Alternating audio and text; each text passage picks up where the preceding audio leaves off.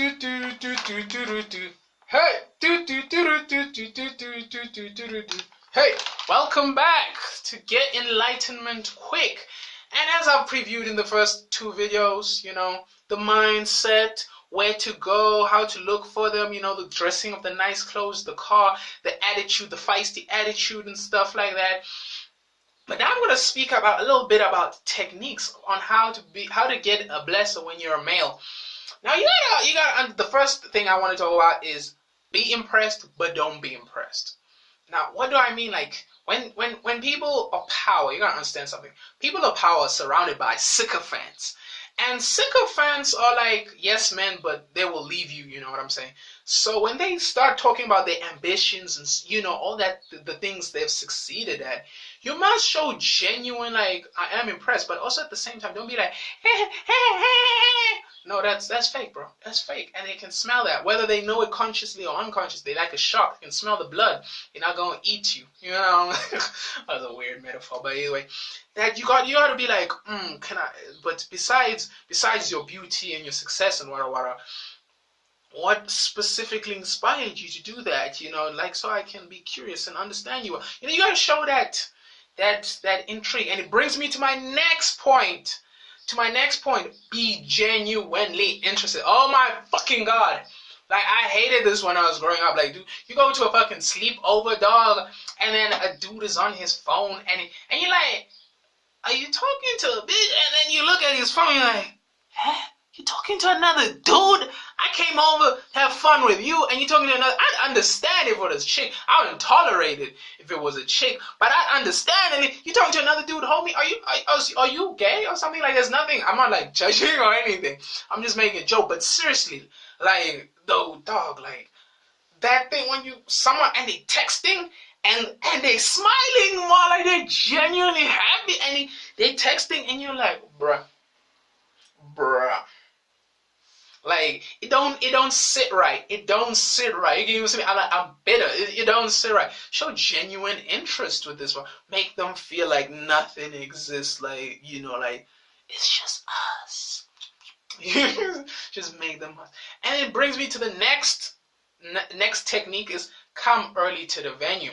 Why do you come early? I like this metaphor of the club. When you come early to a venue, or be early, anything. You notice, like, the dudes who come early to the club, they're like hanging out, they're shaking hands with the bartenders, the bouncers, the club owners and stuff. Like, they come there at 8 to 10, they're there. And then when the shit starts popping at 12, then they're like, oh shit, the girls start seeing them, oh shit, this guy's kind of connected, oh my God, this guy's kind of connected, it's kind of hot, you know what I'm saying? It helps, because I create that illusion that, you're also popping, that you're not just a leech, that you're popping. And then it brings us to our next thing, being in demand. Now, because, like, being in demand is that people like other people in demand. If you look at it, for example, like this, I'm not a fan of this Drake. I'm not dissing on you, bro, or anything, but I'm not a fan of the Scorpion album. Like, all of his other albums have banged. All of his albums, they bang. The first song's a punch in the face. It's a punch. It's a punch in the face. This one is It brings us back to when you're in demand, you can get away with releasing stuff that's not good. That's what really happens. Like, I also feel that with Future as well. Future isn't making music that bangs anymore, but he's making good music, you know what I'm saying? So you also want to be like that, because, like, even though as much as a fan I don't like that when they more are focusing on market share, you know what I'm saying, trying to get more people to gravitate toward them, it really does help, because sometimes, bro, you're not gonna be the best on a specific day or whatnot. You're not gonna be the best. Someone else might be the best, but because you are in demand, or you perceived in demand, like that whole thing I mentioned before. If you shaking hands, you see with the hot people, the cool people, wara, and then it does kind of. I don't endorse it, but it does kind of help if you're perceived as being someone in demand. The next thing, my homies, you gotta be liked, and it's hard to define, do people truly like you? Because, like, as I mentioned in the previous video about the books by Desmond Morrison on social biology, he did like imply, so he didn't say it, but he did imply, I understand why they were blacklisted by the church, but he does kind of imply that love does not truly exist. We just like people who give us mental masturbation. And it gets you thinking, like, do people truly love you for you or just the good times? Because there's that saying that goes, what's that saying again? During dark times, friends are few. And it's kind of true. During dark times, friends are few. So it does, like, but being liked is very easy. I think you should just take away catching feelings and just focus on the natural things that work. Like, are you a source of positive energy? Do you solve a problem? Do other people perceive you as someone of value? You know, also how you carry yourself, my friend. Like the attitude. Are you, you know, being like. I think the problem is it's how we were groomed and raised as kids. Like we were not taught like really what does being liked truly mean. And I feel being liked from like a neutral perspective without creating controversy or anything is that this is interesting, I want more of it. That's if you can create that in someone else. I mean you got a game one. You got a game one. And the last one last one be fun and playful. Now this one's very hard, you know, because like, but you know, it's not necessarily hard. It's like this is the reason why it's like. Do you remember that song? Okay, I'm revealing age, but there's a song in the 80s that's like, girls just wanna have fun. Oh, girls just have fun. It's an 80s song. It was very popular, and that's what it is. It's just if you're a source of positive energy, like.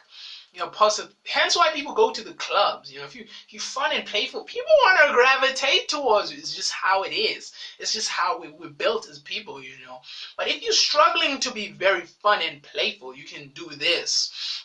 You can every morning, 30 minutes in the morning, 30 minutes at night, you play with your body, whether you dance, whether you play sports, or whatever, whether you meditate, you do them yoga, stretches and shit. They shown studies, you know, if you alter your body, your breathing, your energy and stuff, you will slowly condition yourself. If you don't believe me, look at what cults and the military do to their soldiers. Like the soldiers have to stand specific positions, like 1, 2, 3, 4, 1, 2. They march, and cults, they take away chairs, all furniture, so you're just standing and you're tired and you're like, ah! And then they force feed you that indoctrination because you're tired and you're like, oh God. It's clever. So alter your body, make yourself move that blood. But there are certain situations where it's not necessarily good to have a lot of blood. But in this sense, we want to have energy. We want to have that spontaneity, that energy, you know, make it fun and playful. So, because when things are fun and playful, we're not necessarily thinking logically. We're not trying to analyze, trying to figure out what's wrong with this. It's fun, it's playful, it's good, it's natural, it's a natural emotional. Bonus fact, have things planned prepared. Have things planned prepared. Have canned things that you'll say, because sometimes though you'll drop the ball, and there's nothing that kills a conversation quicker than awkward silence, bro. That shit kills conversation quick, man. That shit kills conversations quick. Really kills them quick. And the nice thing is, but this is the catch-22 when you have planned conversation. Your planned conversation gotta be interesting. It can't be boring. It's gotta be fun at the same time. Like stupid examples like how all families have that weird uncle or that weird aunt or something. Does yours have? Oh yes, oh my gosh. What are you know, those interesting to give you some examples of that would be like reality TV, what's trending at the moment. But you don't want to appear too much as that type of individual, you know. You're chasing trends and shit. Because like it makes you like, you can't formulate your own opinions, be an independent thinker. That's not very sexy. Here's another bonus fact for you. Create commonality. Commonality is very important. We like people who like us. It's just how it is, man. It's just how it is. Look at sports. Look at religion. Look at how like fans will destroy other fans. How other religions will destroy other religions. It's not nice, but it's reality. If you can find that commonality, that makes you both unique and fun and interesting, you know.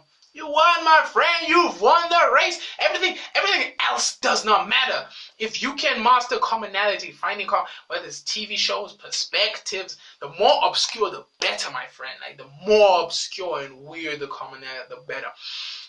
But now to answer a question that's probably blooming in your mind. What the fuck does wanting to have a blesser, do with enlightenment? It basically does this with enlightenment.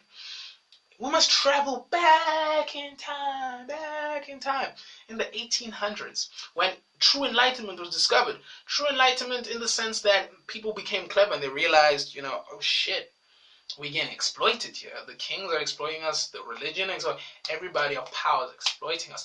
And that was not right. But this is the problem why the Enlightenment era failed in the 1800s. It was because, there needs to be a balance, dog. You can't be chasing social, political, emotional, all those ideals we taught, as a child. Housing, all that boring shit, man. That boring shit. You gotta satisfy your base level needs, because at the time, you gotta look.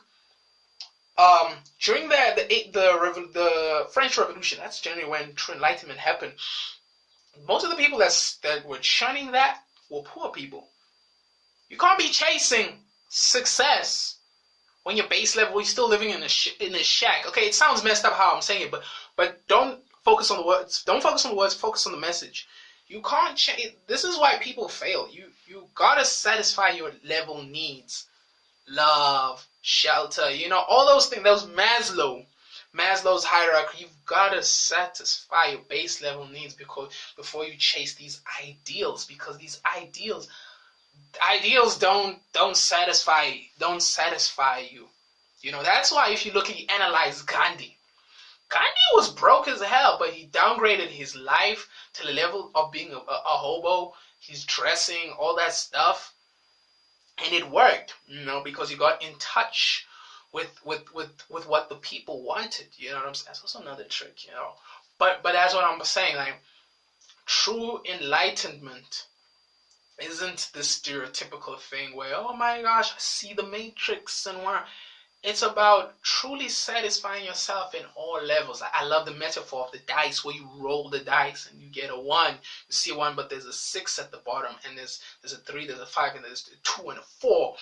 It's up to you. You gotta see the picture bigger. If you don't see the picture bigger, my friend, you're gonna be exploited by people with more money and who are smarter than you. You gotta see the bigger picture. And also challenge your beliefs and perceptions and see beyond, because everything has a positive intention. A knife appears like a weapon, but in circumstance, it can be something to eat. It steers or spur or whatever. So that's how it does with enlightenment. Someone once told me sharing's caring. And everybody knows I'd like to share something. Some people share something because they learned a very interesting history lesson. Some people share something because they resonate with the truth and it makes them feel clever. And many people share something because it's very entertaining, it's very informative, and it's unique and it's never been done. And you can find yourself feeling the need to share something for the reasons I mentioned or reasons that make sense to you. Thank you very much.